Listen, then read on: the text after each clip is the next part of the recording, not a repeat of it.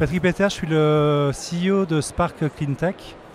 Et donc on développe une nouvelle voie de production d'hydrogène décarboné.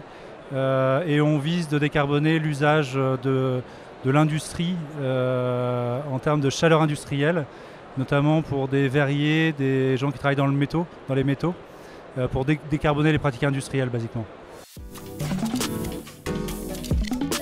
Alors concrètement, nous ce qu'on a développé, c'est une solution de plasmalyse de méthane qui a deux intérêts majeurs, c'est de séquestrer le carbone à long terme et d'avoir des consommations électriques qui sont faibles. Donc globalement, ce qu'on vise, c'est l'enjeu d'électrification qu'on a devant nous pour décarboner les industries.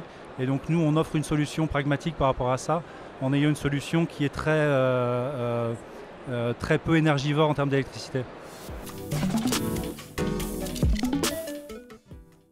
Spark Cleantech demain, en fait, c'est une structure où on va construire, on va financer, exploiter des unités de production modulaires directement sur les sites industriels.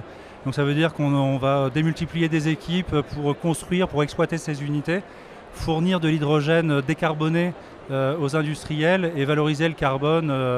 Donc on va avoir des équipes d'ingénieurs, de docteurs qui vont poursuivre les travaux de R&D, qui vont exploiter nos outils et dont l'objectif est vraiment de décarboner l'industrie. Nous, en fait, on est issus de laboratoires du CNRS et de Centrale Supélec. Donc on sort vraiment de ce mécanisme de développement technologique dans des établissements publics qui sont portés ensuite en financement par des SAT, les sociétés d'accélération et transfert technologique, et qui nous permettent aujourd'hui de créer Spark Cleantech, qui est une start-up. Et donc c'est vraiment l'histoire de sortir des technologies de laboratoire pour les industrialiser.